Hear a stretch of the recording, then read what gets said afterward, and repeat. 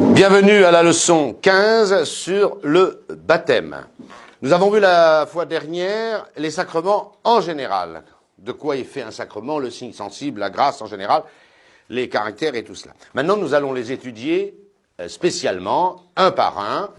Ils nous retiendront plus ou moins longtemps, parce qu'il y a des sacrements faciles à étudier, comme la confirmation ou l'ordre. Il y en a qui sont plus importants, plus conséquents. Et nous aurons une leçon sur l'Eucharistie, une leçon sur le Saint-Sacrifice de la Messe, 2 leçons sur le mariage. Aujourd'hui, bien sûr, nous rentrons par la porte des sacrements, qui est le baptême. C'est le premier des sacrements. Sans le sacrement de baptême, il n'y a pas les autres. Nous le verrons tout à l'heure. Le baptême, c'est une naissance. Il n'y a pas de vie spirituelle sacramentelle avant le baptême. Et donc on l'appelle en latin Janua Sacramentorum, je parle à des latinistes brillants, mais c'est la porte de tous les autres sacrements. La porte, c'est ce par quoi on rentre dans cette...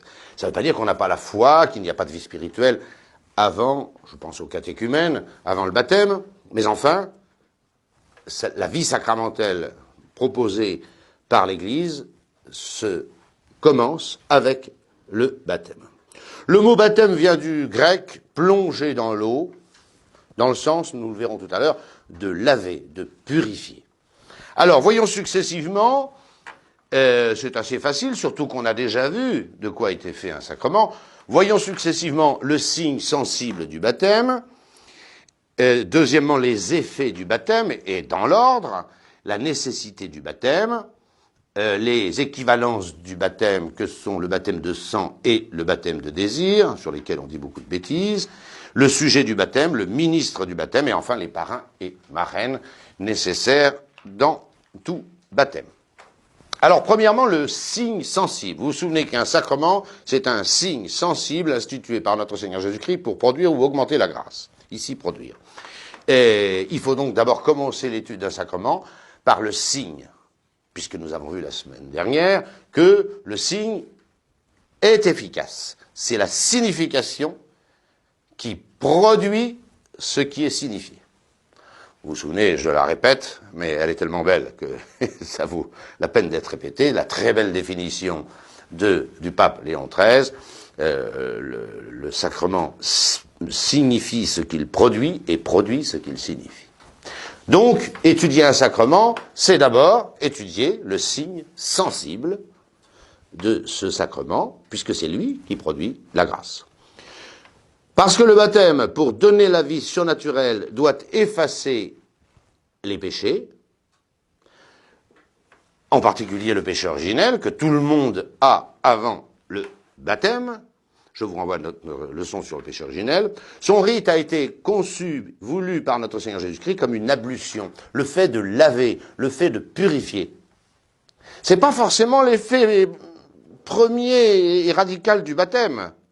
Et vous verrez tout à l'heure, dans l'ordre des effets, c'est très important, c'est pas le plus fondamental, le pardon des péchés dans le baptême.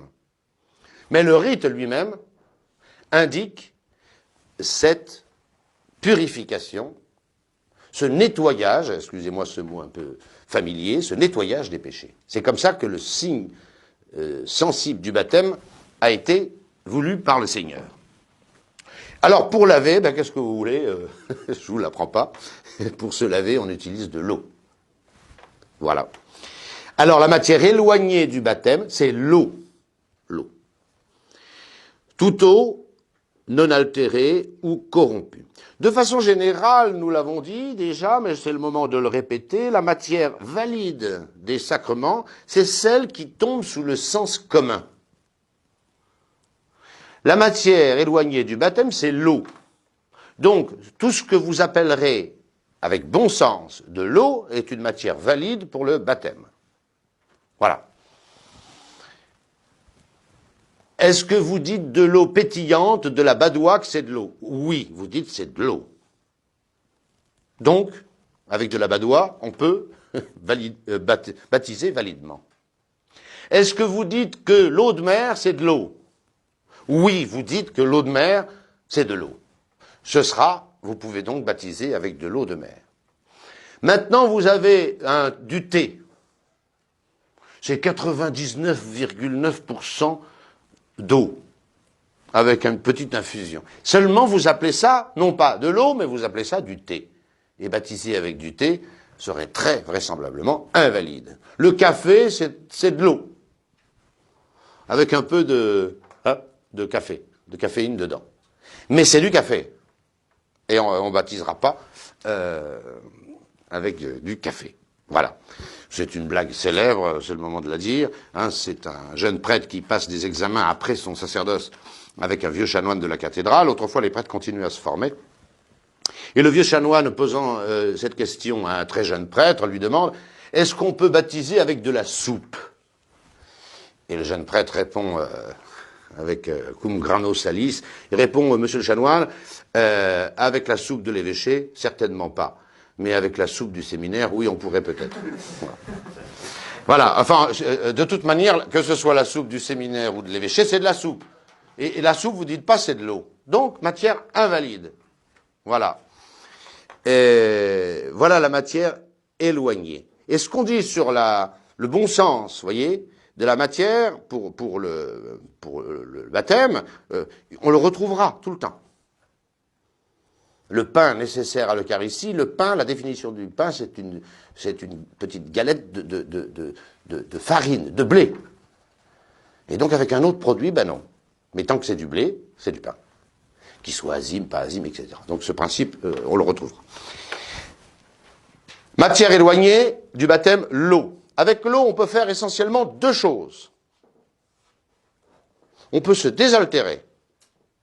On boit. On a soif, on étanche sa soif. C'est l'usage le plus immédiat de l'eau. Et puis il y a un deuxième usage de l'eau, c'est de se laver. De se laver. Vous voyez bien que la matière, et c'est très intéressant, la matière prochaine, la matière éloignée, c'est l'eau. La matière prochaine, il y a deux usages fondamentaux de l'eau.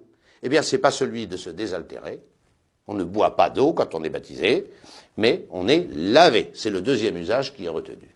Autrement dit, la matière prochaine, c'est l'ablution, le fait de se laver. Ce qui indique d'ailleurs que l'eau, lors d'un baptême, doit, d'une manière ou d'une autre, couler sur le baptisé. Elle ne doit pas seulement le toucher. Parce que le rite sensible est prévu par le Seigneur comme un lavage, un nettoyage, une purification, voilà, pour indiquer que les péchés seront remis. Donc l'eau, c'est matière éloignée, matière prochaine, l'ablution, l'eau doit couler. Et maintenant, précisons un tout petit peu comment s'est fait historiquement cette ablution. Et on distingue historiquement trois modes, trois manières, si vous voulez, trois rites possibles pour cette ablution, matière prochaine du baptême.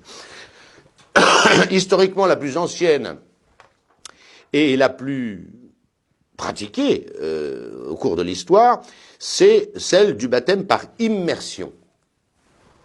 Très longtemps dans l'Église, que ce soit en Orient où ça se pratique encore, que ce soit en Occident où c'est tombé un peu en désuétude vers le XIIe siècle, mais donc pendant presque 12 siècles de façon universelle, c'était par immersion. On plongeait entièrement le corps du baptisé dans l'eau.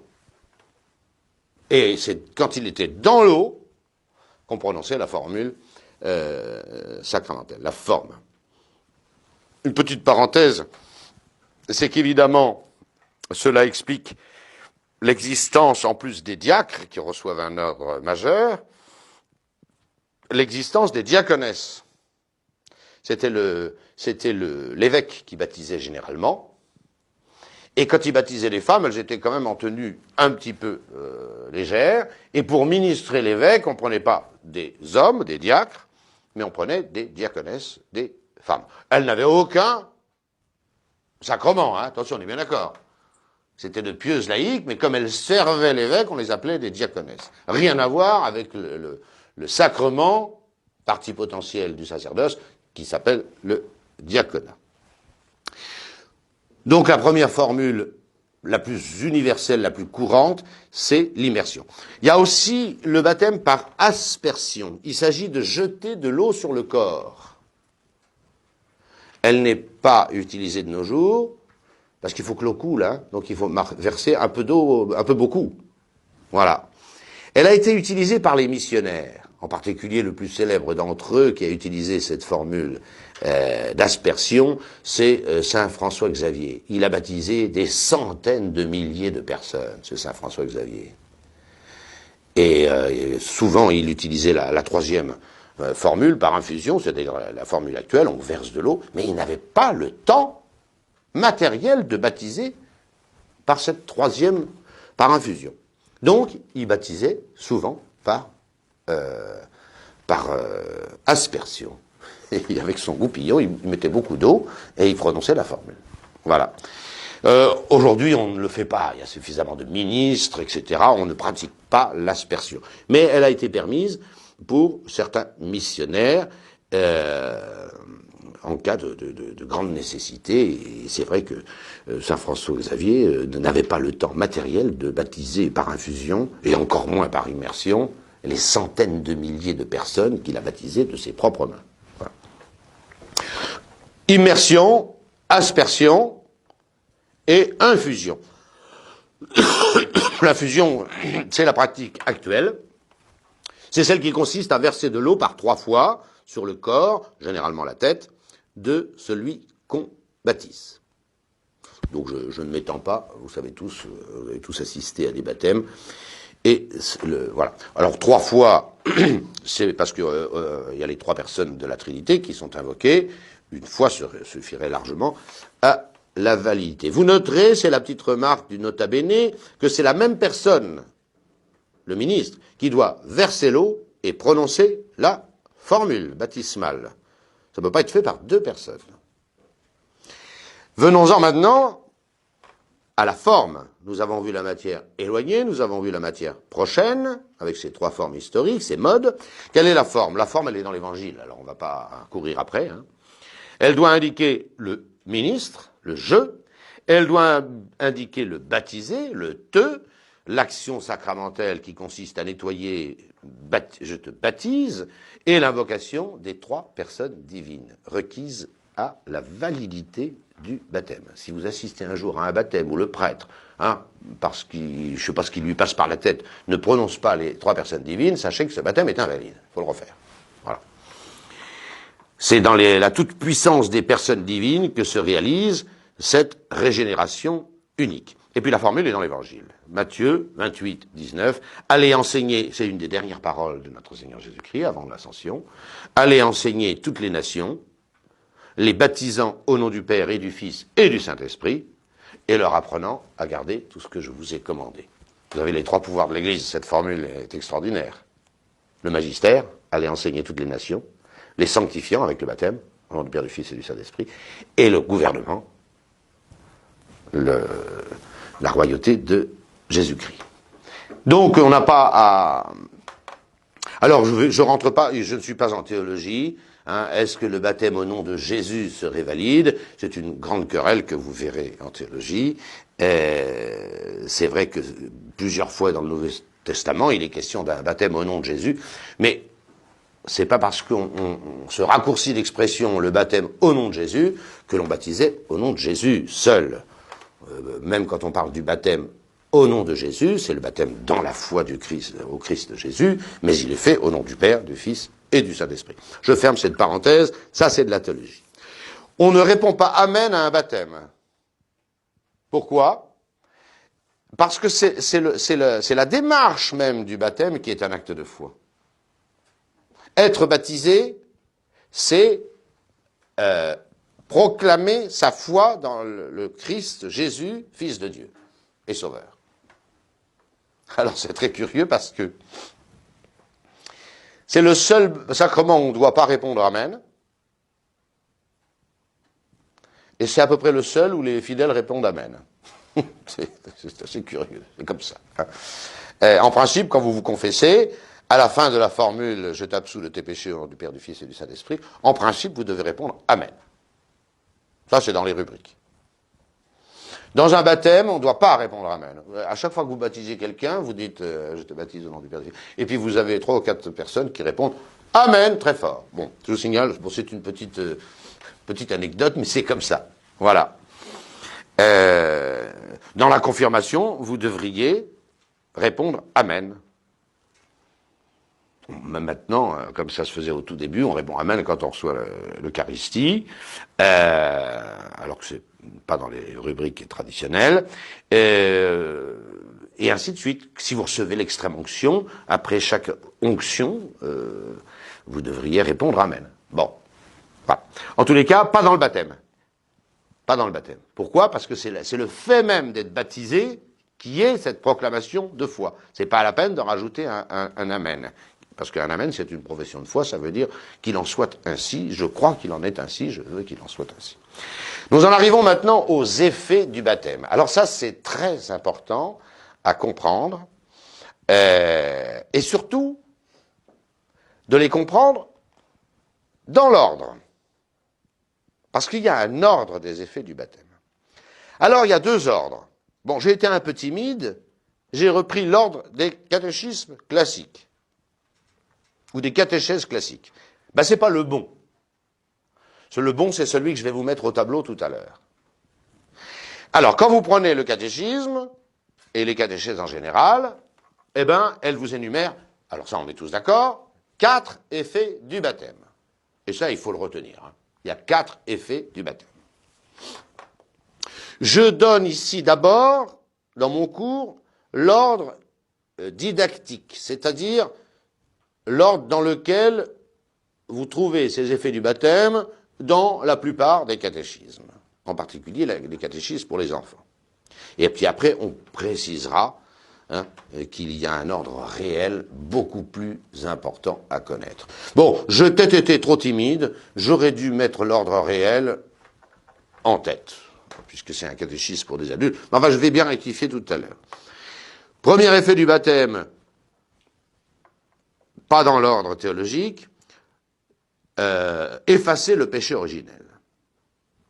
Et évidemment, si l'on baptise, ça c'est pour tout le monde, et si l'on baptise un adulte qui a déjà péché depuis sa naissance, alors on lui pardonne aussi les péchés personnels qu'il a commis depuis sa naissance. Notez bien que le baptême, parce qu'il est une nouvelle naissance dans la grâce, très bien indiqué d'ailleurs dans le long dialogue nocturne entre Nicodème et notre Seigneur Jésus-Christ, nul s'il ne renaît de l'eau et de l'esprit. On voit bien, il y a une renaissance dans l'eau, par l'eau, mais qui s'opère par la puissance du Saint-Esprit. Le baptême, c'est une naissance. Il y a la naissance naturelle pour une vie naturelle, et il y a une naissance surnaturelle pour la vie surnaturelle. Parce qu'il est une naissance, alors le baptême efface tous les péchés précédents. Quand vous naissez à une vie nouvelle. Et la vie précédente ne compte plus. Elle disparaît. Elle disparaît. Ce qui fait que le baptême remet non seulement tous les péchés commis, le péché originel pour tout le monde et les péchés personnels s'il y en a, pour les adultes, et elle remet même les peines dues à ces péchés. C'est-à-dire que quelqu'un qui meurt après son baptême, reçu convenablement, n'a plus rien à se reprocher, ni même à satisfaire à la justice de Dieu. Et s'il meurt dans cet état, il va tout droit au ciel. Parce que c'est une nouvelle naissance. C'est pas vrai pour la pénitence. La pénitence pardonne les péchés mortels, commis après le baptême, alors efface entièrement la faute, nous le verrons, mais n'efface pas les peines dues au péché. Voilà, il faudra satisfaire sur terre ou au purgatoire si... voilà.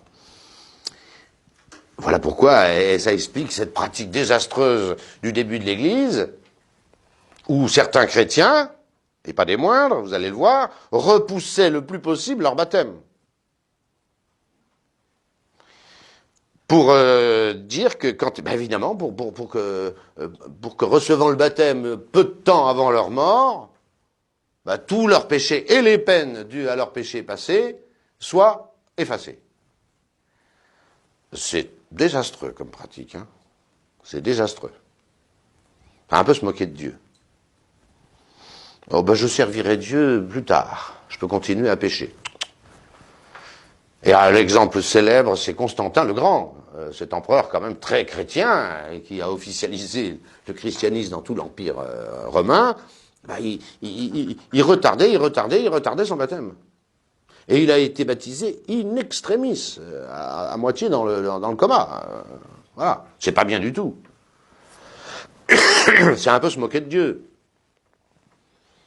Hein, si vraiment on veut servir Dieu, on le sert maintenant, tout de suite, et de toutes ses forces. On n'attend pas de donner à Dieu les débris mourants d'une vie de péché. Enfin, ça n'a pas de sens. Voilà.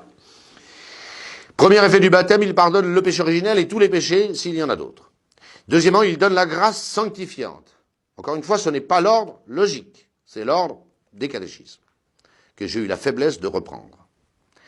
La grâce sanctifiante, je ne reviens pas, c'est la vie intime, c'est le principe de la vie intime avec Dieu.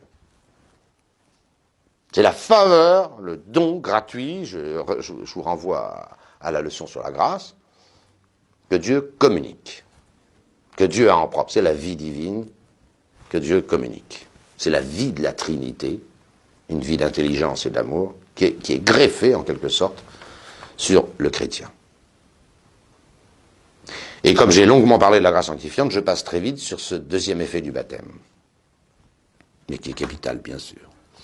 Troisième effet, il donne un caractère ineffaçable dans l'âme. J'ai parlé des caractères déjà, j'ai pris les deux comparaisons des pères de l'Église, l'effigie d'une pièce de monnaie, César ou Louis je ne sais combien, c'est ce qui donne la valeur à une pièce. Ou bien le cachet dans la cire molle qu'on imprime au dos de ces lettres pour les fermer. C'est une marque dans l'âme. Il y a trois sacrements qui donnent un caractère, le baptême, la confirmation et le sacrement de l'ordre. Ils marquent l'âme d'une empreinte, d'une effigie de Dieu.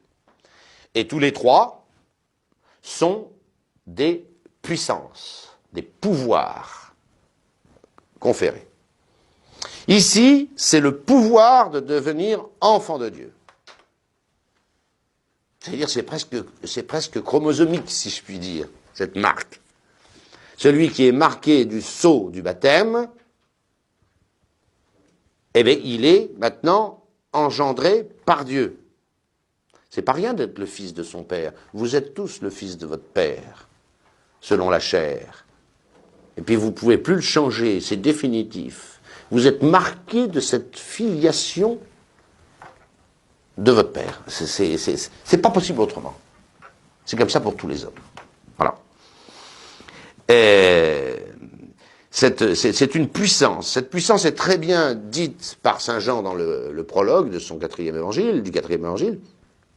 Mais à tous ceux qui l'ont reçu, il a donné le pouvoir, la puissance de devenir enfant de Dieu. C'est ça le caractère. Et nous dirons tout à l'heure que c'est l'effet premier et radical du baptême, et non pas le troisième comme c'est dit ici. Et puis un effet pas seulement juridique, mais bien théologique aussi, c'est que le baptême nous fait rentrer dans l'Église. Vous vous souvenez de la première leçon de ce catéchisme, les trois conditions pour appartenir à l'Église. 1, être baptisé. 2, avoir la foi. 3, reconnaître l'autorité légitime de l'Église. Mais la condition radicale, pour faire partie de l'Église catholique, c'est d'être baptisé. Les catéchumènes sont de saintes personnes qui se préparent au baptême, qui ont généralement la foi, enfin qui ont certainement la foi, ils ont sans doute l'espérance, ils ont probablement, s'ils font ça sérieusement, la charité. Ils aiment Dieu par-dessus tout, ils se préparent au baptême, avec zèle parfois, mais ils ne font pas partie de l'Église. Parce que pour faire partie de l'Église, il faut être baptisé dans le sacrement de l'eau. Voilà. Alors ça, je viens de dire ici les effets du baptême tels qu'on les trouve dans les catéchismes. J'aurais peut-être d'ailleurs pas dû faire ça. Enfin, je l'ai fait et c'est fait.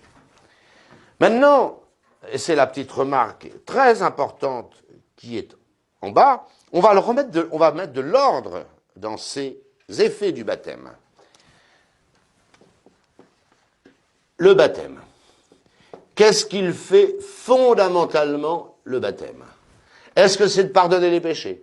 Est-ce que c'est de donner la grâce? Est-ce que c'est de faire rentrer dans l'Église? Eh bien non. Un baptême valide, premièrement, il donne le caractère. Qu'est-ce que fait un baptême valide? Il fait de vous, qui ne l'étiez pas, un fils de Dieu. Dès lors que le baptême est valide, il est évident que c'est cet effet du baptême qui est premier, parce que ça sera toujours donné. On parle d'un baptême valide, hein. Pas un baptême où on a baptisé avec du vin ou avec une formule qui n'est pas la bonne. Mais dès lors que le baptême est valide, il y a un effet premier, radical, et toujours donné, c'est le caractère. C'est le caractère. C'est l'effet premier. Vous voyez que l'ordre précédent s'effondre.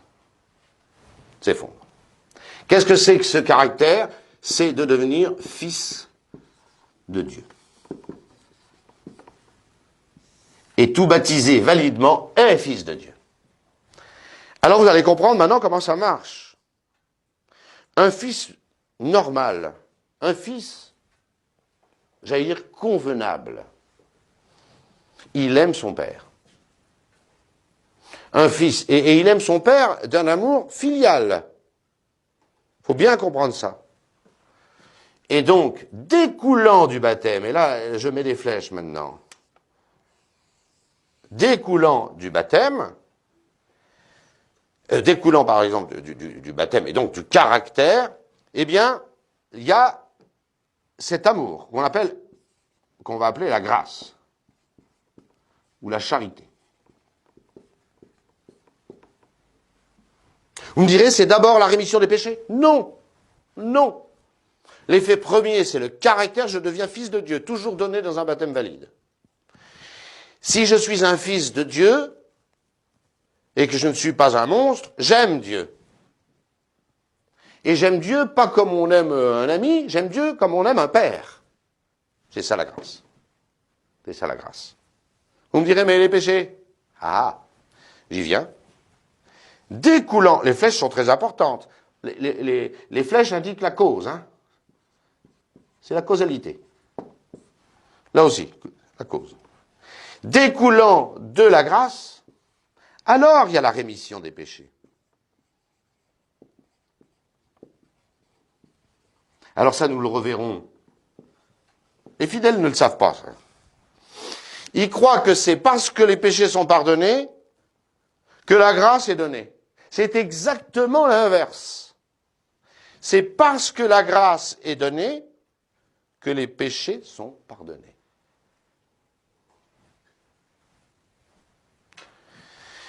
C'est comme ça. C'est l'histoire de la bouteille. Hein? Vous avez une bouteille, je dessine très mal, mais ça n'a aucune importance. Vous avez une bouteille. Les gens croient que c'est comme ça dans la réalité. Vous avez une bouteille où il y a plein de saleté. Hein? Pour y mettre un très bon vin, il faut d'abord vider la bouteille, la nettoyer, et après, vous mettez du bon vin. Ça, c'est vrai dans la réalité. Si vous avez un petit Gevrey Chambertin ou un Saint-Émilion, ne le mettez pas dans une bouteille dégoûtante. Mettez-le dans une bouteille propre. Mais c'est pas comme ça dans la grâce. C'est l'inverse. C'est que vous mettez la grâce de Dieu et la saleté s'en va. Ça, c'est le véritable ordre. Donc, je résume. Dans tout baptême valide est donné le caractère de fils de Dieu. Parce que ce fils est un fils, il aime son père. Et s'il aime son père, et parce qu'il aime son père, la conséquence, c'est que ses péchés lui sont remis. Et voilà comment ça marche. Il ne nous reste plus, si vous avez bien compris, qu'à savoir d'où vient, j'efface ma bouteille, parce que c'est quand même regrettable de mettre cette bouteille au milieu des effets du baptême. Il ne nous reste plus qu'à voir le quatrième effet du baptême. Entrer dans l'Église. Est-ce que ça vient de la rémission des péchés? Non. Est-ce que ça vient de la grâce? Non. Ça découle directement du fait qu'on est fils de Dieu. Voilà. On est dans l'Église.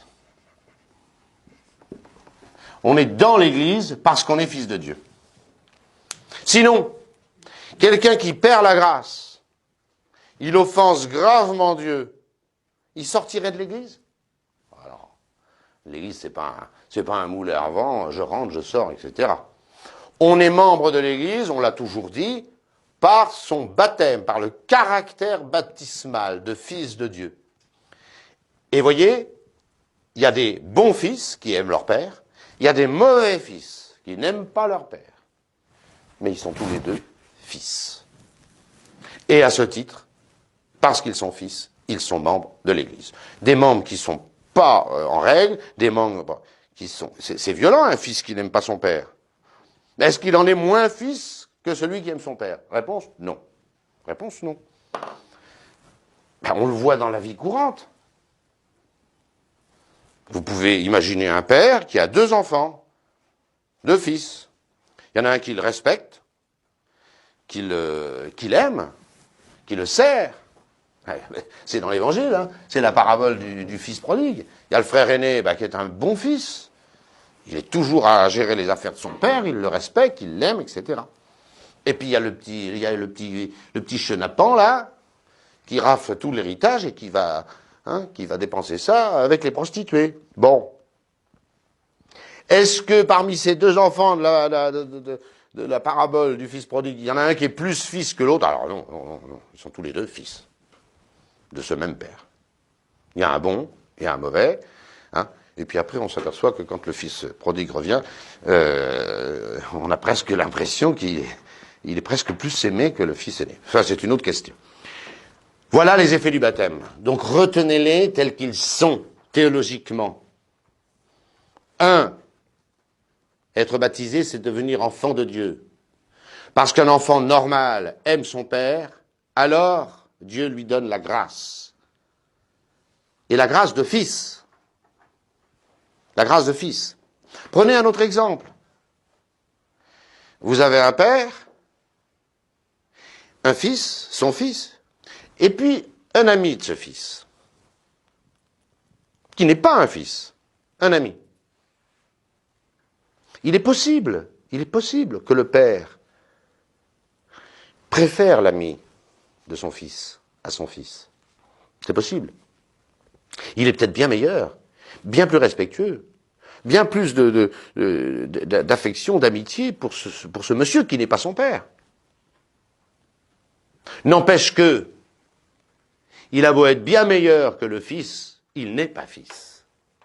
Et le seul qui peut aimer son père d'un amour filial, c'est le fils.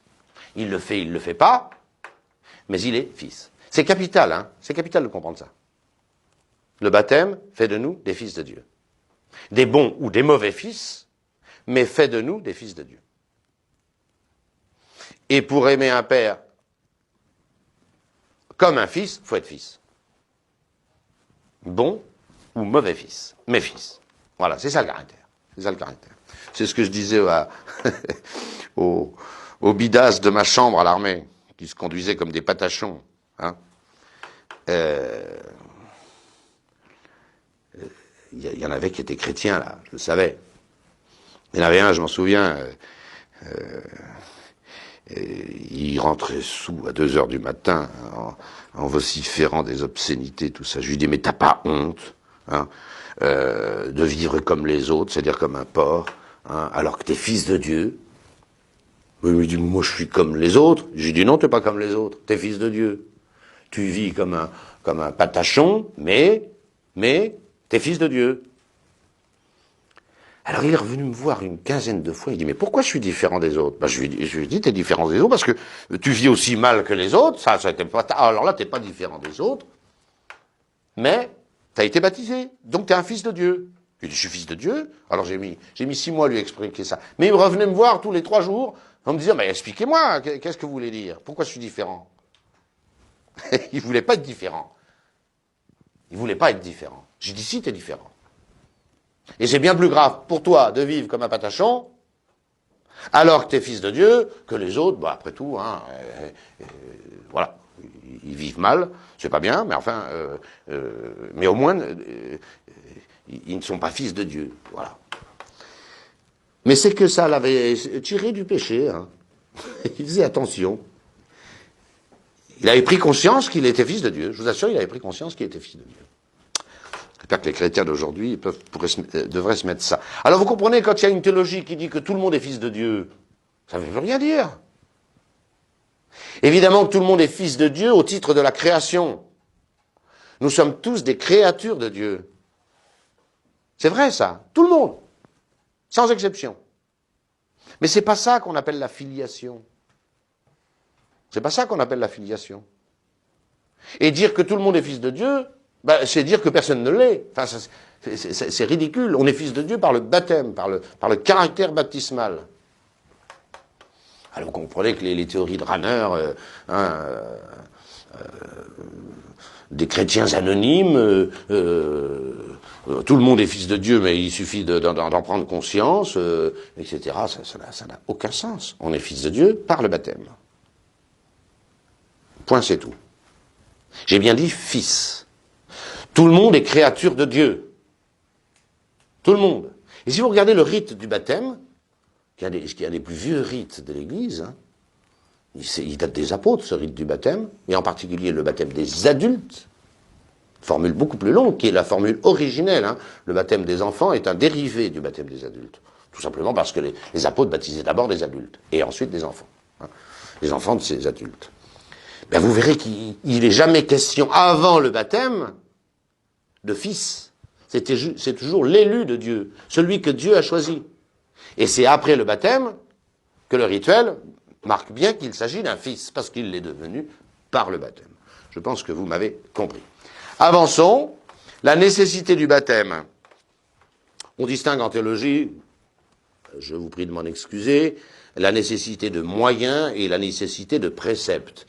La nécessité de moyens, c'est la condition sine qua non, c'est-à-dire c'est comme un moyen. Hein. Si vous avez la clé, vous pouvez rentrer dans la serrure. Si vous n'avez pas la clé, vous ne pouvez pas rentrer. C'est tout. Ou alors vous cassez tout. Mais bon, c'est un autre problème. Ça, c'est la nécessité de moyens. Et puis la nécessité de préceptes, c'est celle qui satisfait à l'ordre que Dieu a donné d'eux. Ou l'Église. Pour tous, le baptême est de nécessité de moyens et de préceptes. C'est assez rare hein, en théologie qu'il y ait nécessité, pour être sauvé, pour le salut, de nécessité de moyens et de préceptes. Nul ne peut être sauvé sans avoir reçu le baptême. Mais on me dirait, mais tout à l'heure, on va parler de baptême de désir, qu'est-ce que vous racontez là? D'accord? Ça, c'est pour quelqu'un qui est dans l'ignorance invincible. Mais quelqu'un qui sait que, pour être sauvé, il faut être membre de Jésus-Christ et fils de Dieu, et que c'est par le baptême qu'on le devient, il est évident que c'est une nécessité de moyens pour lui, parce que s'il n'utilise pas ce moyen, il sera perdu. Voilà ce que c'est qu'une nécessité de moyens, et de préceptes. Nul, c'est Saint Jean, chapitre 3, verset 5, ce fameux entretien nocturne de Jésus-Christ avec Nicodème, très courageux Nicodème, un membre éminent du Sanhédrin, mais quand il reçoit Jésus, c'est toujours la nuit pour pas que ça se sache. Bon, vous voyez que le monde a guère changé.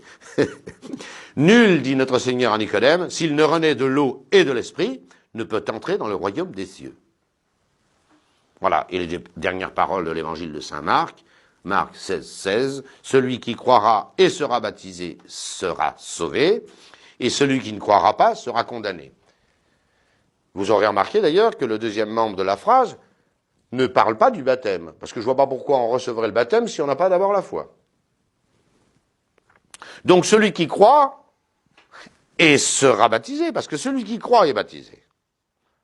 Celui qui dit j'ai la foi, j'ai la foi, j'ai la foi, mais je ne veux pas être baptisé, ça ne tient pas debout. Ça ne tient pas debout.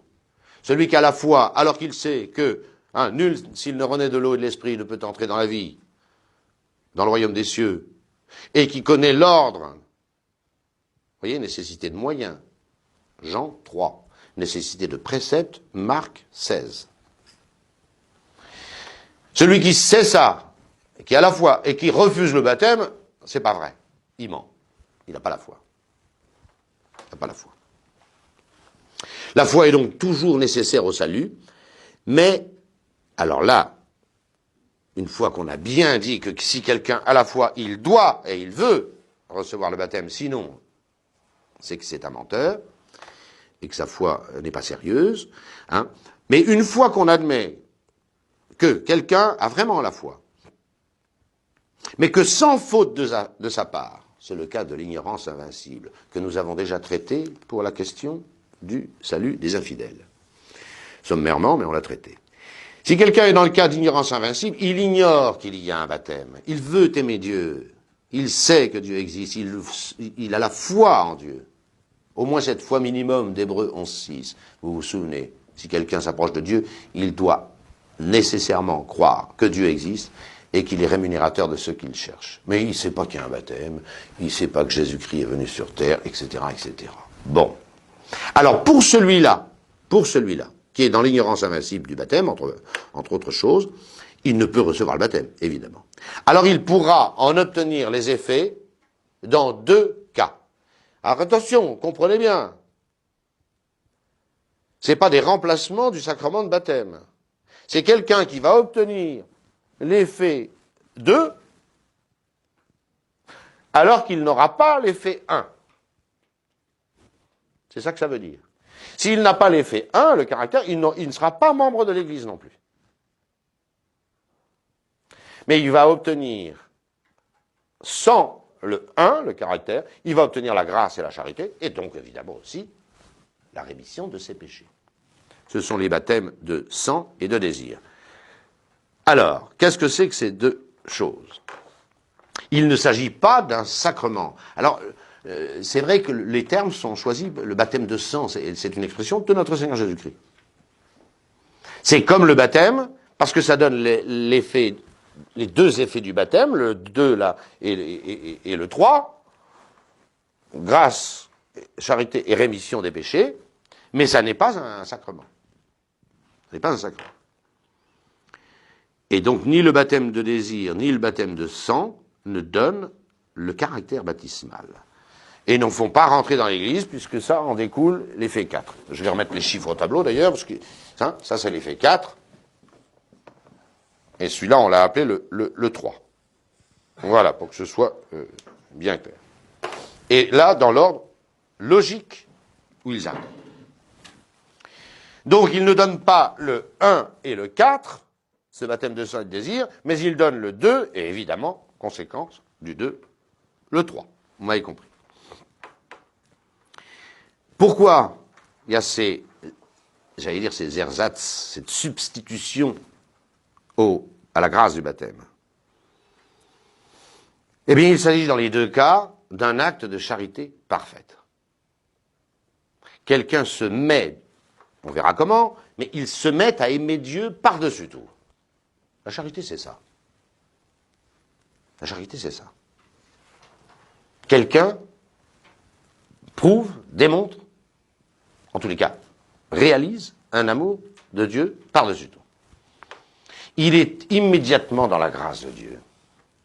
Et comme vous vous souvenez ce qu'on a dit, c'est la grâce de Dieu qui chasse les péchés, alors ces péchés lui sont pardonnés. Il n'a pas le sacrement, il n'a pas le sacrement de baptême, il n'est pas fils de Dieu dans son âme, il n'est pas membre de l'Église, mais il obtient la charité, il aime Dieu par-dessus tout, et conséquemment, tous ses péchés, tous, lui sont pardonnés. Il y a 2 formules principales, c'est qu'il ait donné sa vie pour Jésus-Christ. On dirait, mais en général, c'est les chrétiens qui donnent leur vie pour Jésus-Christ. Ouais, mais dans les persécutions, des fois, on n'a pas le temps d'être baptisé, c'est comme ça. On cite beaucoup de catéchumènes qui sont morts martyrs. Et saint Augustin a un très long sermon pour dire il n'y a aucune inquiétude à se faire pour eux, parce que, étant donné qu'ils ont donné leur vie pour Jésus-Christ, ce qui est l'acte suprême de l'amour, selon Jean 15, 13, il n'y a pas de plus grand amour que de donner sa vie pour ceux qu'on aime. Alors l'avantage du martyr, c'est qu'on est sûr de cet acte de charité. On en est certain. Parce que quelqu'un, on lui a laissé choisir entre renier la foi et mourir, il a préféré mourir. Et il n'y a pas de plus grand amour que ça. Donc là, on est sûr que cette personne a acquis cet effet second du baptême, la charité. Et conséquemment, automatique ça. Dès qu'il a la charité, quelqu'un n'a plus aucun péché. Alors ça, évidemment, c'est démontré par le fait du martyr. Mais cette charité parfaite, elle peut se produire en dehors du martyr aussi. Quelqu'un est dans l'ignorance invincible du baptême, ou un catéchumène, par exemple, avant son baptême, il se met à aimer Dieu par-dessus tout. Parce que Dieu est infiniment bon, infiniment aimable, il le comprend, et il aime Dieu. Il n'est pas encore baptisé. Et moi j'ai eu la grâce de baptiser beaucoup d'adultes, et ceux qui se préparaient sérieusement au baptême avaient déjà le baptême de désir. C'est une évidence. Ils aimaient Dieu déjà. Pas tous, hein. Il y avait des coquins aussi. Mais quelqu'un qui ferait vraiment cette belle démarche du baptême des adultes, eh bien, à force de suivre les cours de doctrine, etc., ils commencent par comprendre et vivent dans leur cœur que Dieu est infiniment bon, hein, et que Dieu, comme je vous l'ai déjà dit, est chose si bonne que dire ne se peut. Ils se mettent à aimer Dieu. Et ils sont justifiés avant leur baptême. Ils obtiennent avant leur baptême la grâce et la charité et la rémission de leurs péchés. C'est comme ça. Tant mieux. Tant mieux. Un bon catéchumène, qui vraiment se prépare bien au baptême, eh bien, obtiendra les effets du baptême avant son baptême. Avant son baptême. Mais il faut qu'il soit baptisé sacrement dans l'eau pour, un, être fils de Dieu, et deux, rentrer dans l'Église. Je pense que vous m'avez compris. Le sujet du baptême, je vais aller beaucoup plus vite après. Hein, c'est tout homme non encore baptisé, et qui a l'intention, s'il est adulte, de recevoir le baptême. C'est tout. Facile. Tout homme non baptisé, et qui a l'intention de recevoir le baptême. Même s'il n'est pas en règle, attention. C'est triste, c'est anormal, c'est même violent, mais quelqu'un qui ne veut pas sortir du péché, qui reste dans le péché, avant, pendant et après son baptême, mais il a l'intention d'être baptisé, ça suffit pour un baptême valide. Et donc, il ne recevra pas la grâce, ni la rémission de ses péchés, mais il recevra le caractère, et il fera partie de l'Église comme les autres. C'est pas normal, mais c'est comme ça. Pour la licéité, ça c'était pour la validité, hein, à tout homme non encore baptisé et qui a l'intention de recevoir le baptême. Pour la licéité, chez les adultes, il faut la foi. On ne baptise jamais quelqu'un qui n'a pas la foi. Il y a un petit miracle dans le baptême des bébés. Hein. C'est le baptême lui-même qui donne la foi. Alors pour les adultes, il faut déjà avoir la foi pour être baptisé, ce qui est totalement normal. C'est dans la foi de l'Église que sont baptisés les enfants. Puis on va pas discuter sur la validité du baptême des enfants, elle est aussi vieille que l'Église. On a des preuves innombrables que la première génération de chrétiens ont immédiatement fait baptiser leur bébé. Il y a un exemple célèbre, c'est saint Polycarpe de Smyrne, qui est brûlé vif dans sa ville épiscopale de Smyrne.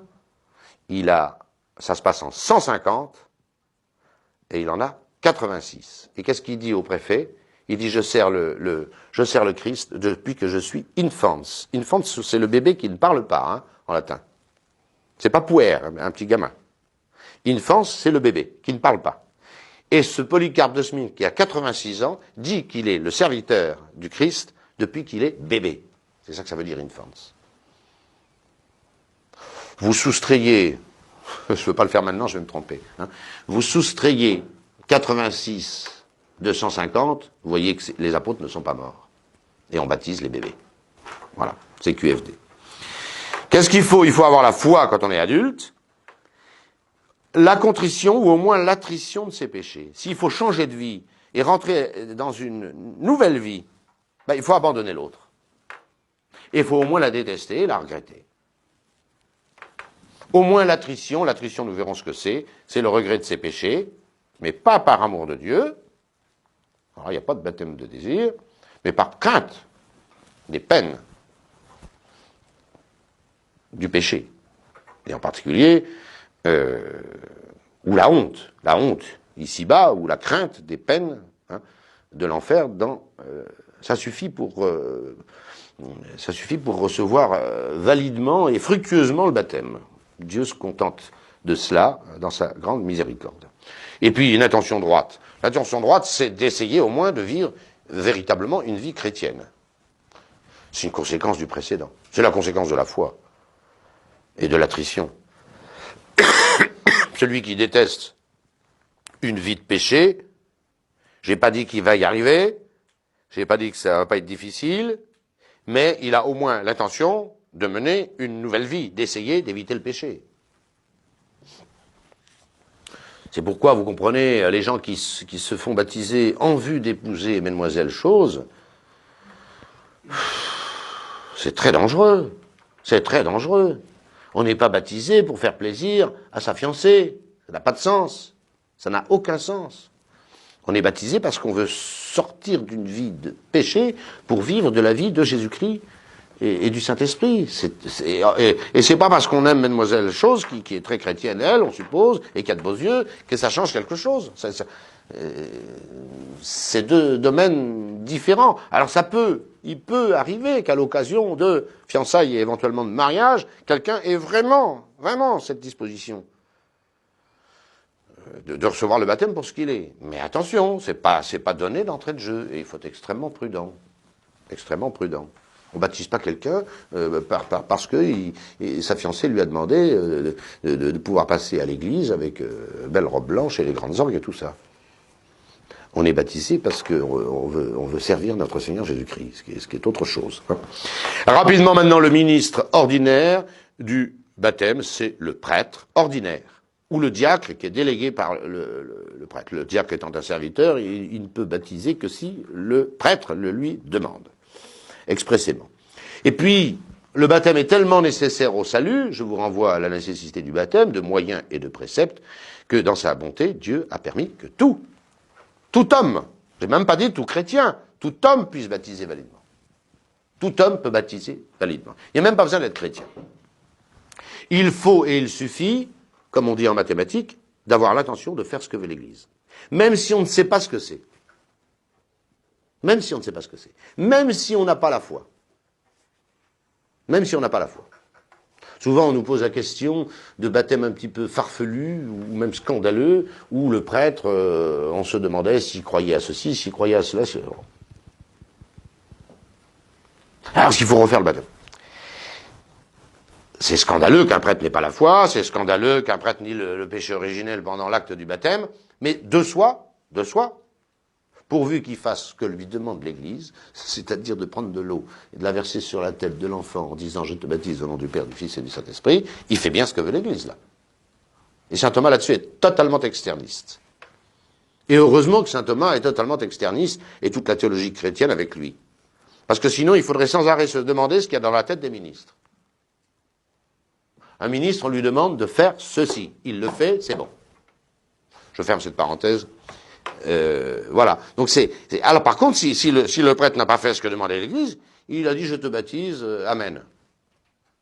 Ah ben ça c'est autre chose. Il n'a pas fait ce que voulait l'Église, puisque l'Église lui demande de dire je te baptise au nom du Père, du Fils et du Saint-Esprit. Alors là, on fera le baptême. On fera le baptême. Mais pas pour des raisons subjectives, pour des raisons objectives. Je ferme cette parenthèse. Pour finir, il faut un parrain et une marraine à un baptisé. Le baptême, nous l'avons dit et répété, c'est une seconde naissance. Et quand on naît, on a un père et une mère. Et je le rappelle à tous ces sans-dieux du gouvernement. Hein. Voilà. Et un enfant, il a un père et une mère. Voilà. Et pas son papa naturel et sa maman naturelle. Parce que ça, c'est la nature. Et il faut donc d'autres personnes pour occuper cette charge dans la grâce de naissance, donc un papa et une maman pour la naissance naturelle, et un papa et une maman, si je puis dire, c'est ça, parrain et marraine, mais dans l'ordre de la grâce, dans l'ordre surnaturel. Un et un seul, il n'y a pas deux parrains dans un baptême. Il y a un parrain et une marraine.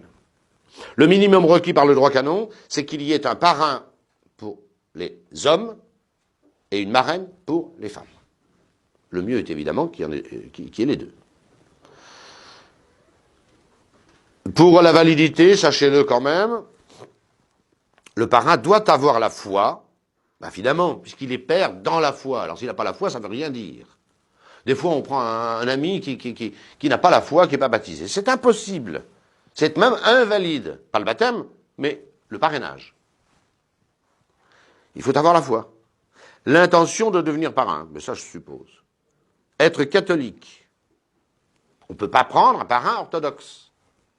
Un parrain, c'est un père dans la foi.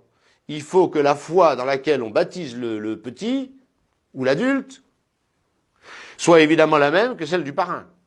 Sinon, ça n'a aucun sens. Ne pas être le père selon la chair. J'ai bien dit, c'est deux naissances différentes. On ne prend pas le père selon la chair. Ou la mère selon, pour faire la marraine. Être désigné par les parents. Ou le baptiser lui-même s'il est adulte. Parce que, qu'on le veuille ou non, de droit naturel, le petit est toujours sous l'autorité de ses parents. Et il le restera aussi longtemps qu'il ne sera pas adulte. Donc, c'est aux parents de choisir les parrains et marraines. Et puis, toucher, c'était comme ça au moins dans l'ancien droit canon, toucher physiquement le filleul pendant l'administration du baptême. Voilà. C'était autrefois une condition de validité. Ce ne l'est plus, bien sûr. Et pour la licéité du parrainage, il faut avoir 14 ans. Alors, quelquefois, dans des familles très chrétiennes, on fait des dispenses, on prend des parrains ou des marraines plus jeunes, de 14 ans. Bon, sachez que c'est en principe 14 ans. Voilà, moi, mon parrain n'a que 8 ans de plus que moi, enfin, avait 8 ans de plus que moi. Mais bon, c'était dans les familles très chrétiennes, et les curés permettaient que un grand frère soit parrain d'un plus petit, parce que toute la famille est très chrétienne. Bon. Mais en principe, il faut 14 ans. Il faut avoir 14 ans. Être instruit un peu de la religion. Un parrain est censé en savoir plus en religion, en foi, dans la foi, que son filleul. Ne pas être lui-même un tout jeune chrétien. Ça n'a pas de sens. Un père dans la foi doit être un chrétien, j'allais dire, solide. En situation régulière. C'est pas de validitatem, ça, hein, c'est pour la licéité. Mais quelqu'un qui vit mal, qui est en concubinage notoire, etc., bon, il ne sera pas un parrain invalide, il sera vraiment le parrain. Mais quel exemple? Quel exemple? Il doit montrer comment on mène une vraie vie chrétienne, et lui-même, il ne la mène pas. Alors ça, là encore, c'est tout à fait difforme. Voilà. Et ne pas être dans les ordres sacrés. Il faut une dispense de l'ordinaire pour qu'un prêtre soit parrain. Pourquoi? Un prêtre, c'est quelqu'un qui s'occupe de tous les fidèles. De tous les fidèles. De toutes les brebis. Alors, le fait qu'il soit père de l'une d'entre elles, selon la foi, voilà. Alors ça peut se faire, hein, mais il faut demander une dispense à l'ordinaire duquel dépend ce prêtre. Et enfin, messieurs et mesdemoiselles, si vous vous convertissez vraiment pour vous épouser, alors ne prenez pas votre futur conjoint comme parrain ou comme marraine, parce que c'est un empêchement de mariage. Alors ça, j'ai déjà vu quelquefois ça. J'ai souvent mademoiselle qui essaye de faire baptiser monsieur. Hein, voilà. Et comme c'est elle qui l'a... Et on suppose qu'elle réussisse bien, cette demoiselle. Hein, elle est follement amoureuse de ce jeune homme. Alors elle le forme dans la foi, et on suppose que ça, voilà.